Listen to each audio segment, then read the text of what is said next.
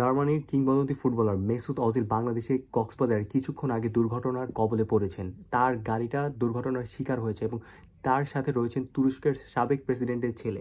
তারা দুইজনই কিন্তু একই মাইক্রোবাসে ছিলেন এবং মাইক্রোবাসটি কিছুক্ষণ আগে কক্সবাজার থেকে কিন্তু দুর্ঘটনার শিকার হয়েছে এবং তাদের অবস্থা জানা নিয়ে কিন্তু ইতিমধ্যেই তোলপাড় হয়ে গেছে পুরো নেট বিশ্ব। কিন্তু চিন্তার বিষয় নেই, মেসুত অজিল কিন্তু সেফ আছেন, তার ওই রকম কোনো ধরনের ক্ষতি হয়নি। এটা ছোটোখাটো একটা অ্যাক্সিডেন্ট ছিল, কিন্তু তারপরেও তাকে নিয়ে যে ধরনের প্রোটোকল দেওয়া উচিত সেই প্রোটোকলটা নিয়েও কিন্তু প্রশ্ন উঠেছে যে বাংলাদেশে এসে কিন্তু আজও কি তারা সেফ ফিল করছে।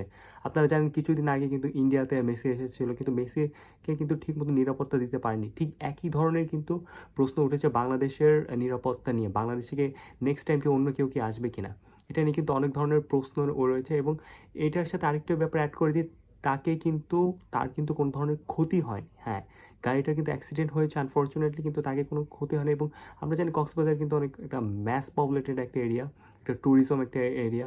এখানে কিন্তু অনেক পর্যটক, নানা ধরনের পর্যটক আছে। এবং যে মেসুত অজিল যেই ধরনের তিনি কিন্তু কোনো ধরনের ওই ধরনের প্রোটোকল তিনি চায়নি এবং তাকে কিন্তু ওই ধরনের প্রোটোকল রাষ্ট্রীয়ভাবে দেওয়া হয়নি। তাকে কিন্তু রাষ্ট্রীয়ভাবে নিয়ে আসা কিন্তু হয়নি।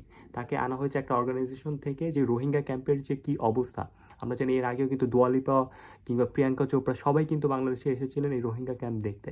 অর্থাৎ এটা কিন্তু একটা স্টাডির বিষয়, একটা প্রজেক্ট নিয়ে তারা মেনলি আসেন এবং ওই প্রজেক্ট থেকে কিন্তু মেসুদ অজিলে এসেছেন। এবং কিন্তু বাংলাদেশ সরকার থেকে তারা ওই ধরনের প্রোটোকল চায়নি, কিন্তু তারপরেও বাংলাদেশের যে পুলিশ তাদেরকে এক ধরনের প্রোটোকল দিয়ে, সেকেন্ড ক্লাস প্রোটোকল দিয়ে কিন্তু তাদেরকে কক্সবাজারে নিয়ে যায়।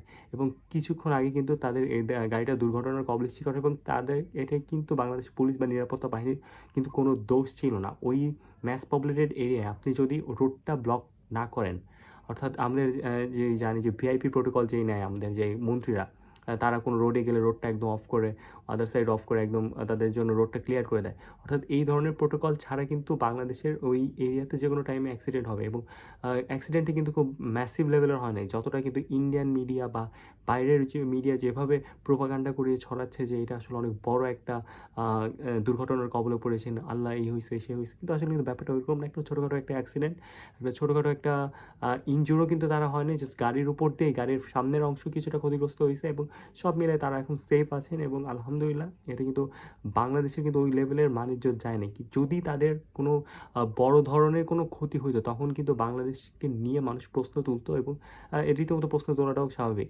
তো সেই ক্ষেত্রে দেখা যায় তিনি আসলে সেফ আছেন। এবং তার ব্যাপারে আর একটি সফট কর্নার কাজ করার অন্যতম কারণ তিনি কিন্তু একজন মুসলিম।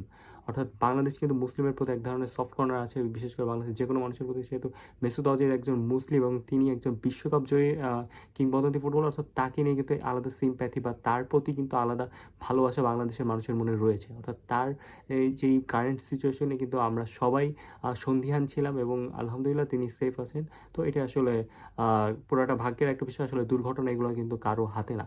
তো সেক্ষেত্রে বলা যায় ক্রিয়াঙ্গন ক্ষেত্রেও কিন্তু ক্রিয়াঙ্গনটা অনেকটা কলঙ্কমুক্ত হয়েছে, যেহেতু তার কিছু হয়নি।